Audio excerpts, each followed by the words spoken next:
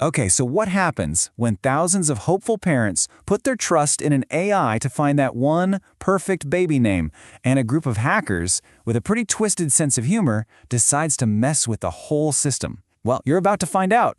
This is a wild story about what happens when good intentions, technology, and a practical joke collide. Oof, you can just feel the dawning horror in that quote, right?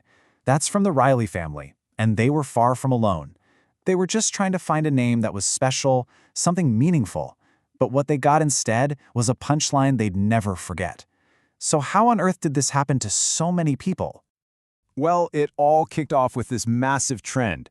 We're talking about parents everywhere turning to AI, treating it like some kind of, algorithmic oracle to help them on their quest for the perfect baby name. And this wasn't just some small niche thing. We're talking about huge numbers. Get this. According to Google Trends, there were 2.3 million searches for AI baby name generators every single month. That is a ton of people putting a whole lot of faith into an algorithm. So what is an AI name nanny exactly? Well, these are the apps and chatbots that are right at the center of this whole mess.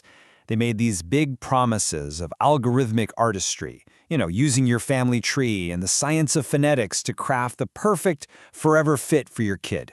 Sounds amazing, right? The promise was pretty much irresistible. The reality, though? Well, that's where the hackers show up. Right. So, how did it all go so spectacularly wrong? Let me introduce you to the Punster Freaks. They're a hacker group with a very specific, very mischievous mission to sneak some seriously wicked wordplay into the AI's sweet, wholesome name suggestions. Yep, that's what they called themselves. And their whole goal wasn't just to create chaos. According to their manifesto, they just wanted to inject a little naughty nuance into a process they thought had gotten way too serious. And their method was, honestly, kind of brilliant. They built something they called a phonetic filth filter. See, it wasn't about changing the spelling of names. No, it was all about the sound. The algorithm would suggest names that looked totally innocent on paper, but the second you said them out loud, snap, the trap was sprung. And this is the fundamental conflict right here. On one side, you've got parents who are genuinely, earnestly looking for a name with deep meaning. And on the other side, you've got the freaks, who were just in it for the laughs. It was the absolute perfect storm of sincerity meeting sabotage. So, what kind of names are we actually talking about? Welcome, my friends, to the hacked name hall of shame.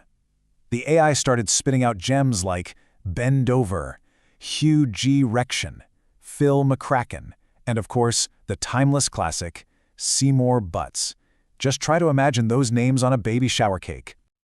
I love how Dr. Leela Langford, a naming psychologist, described it. She called it an auditory ambush. A name could look totally respectable on a birth certificate, but then it becomes totally infamous the first time it gets called out at a family dinner.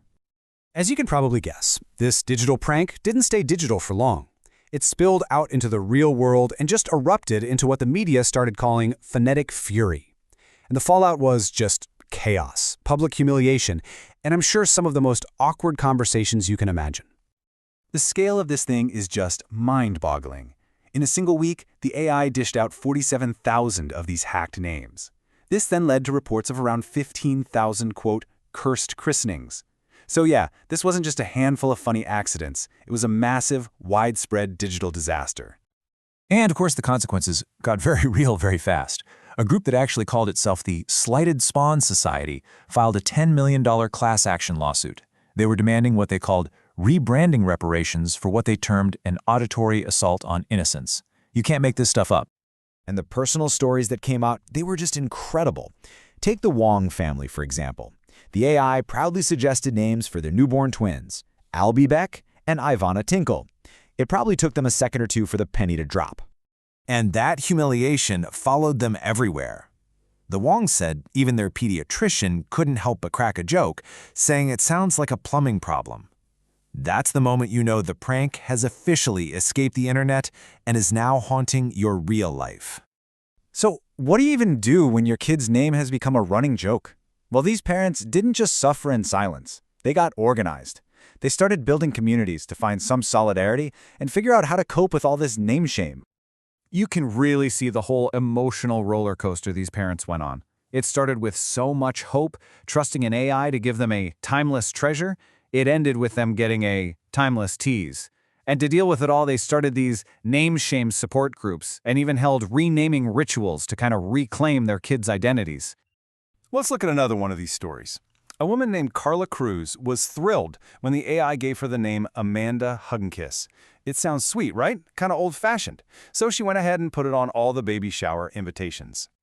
But, as she put it, her cousins chuckled, then ghosted the baby shower. The social fallout was instant. That AI promise of a timeless treasure had turned into a timeless tease. The joke was on them, and at this point, nobody was laughing anymore. Okay, so with lawsuits piling up and parents absolutely fuming, the tech industry finally realized it had to do something. This kicked off a massive cleanup operation that became known as the Punny Purge, and it led to some pretty unexpected lessons for everybody. The official solution was a two-part attack.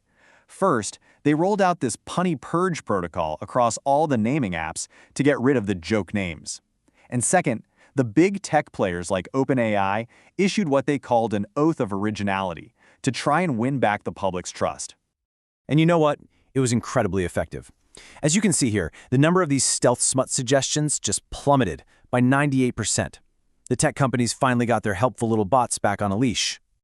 But the story doesn't quite end there, because the aftermath was weirdly positive in a way. Instead of just ditching AI forever, a lot of parents said the whole disaster actually made them more mindful about their choices. Experts pointed out that our fascination with AI wasn't destroyed, it was just augmented with a healthy dose of skepticism. And the punster freaks? They signed off for the promise to start pulling poetic pranks for pet names instead. So watch out, Fido. So all of this leaves us with one final, really important question. The Punny Purge may have fixed this specific problem, but as AI gets more and more tangled up in our daily lives, is the age of the digital prank really over, or is it just waiting to be reborn in some new, even cleverer form? Is the pun done, or is it just getting started? That's definitely something to think about.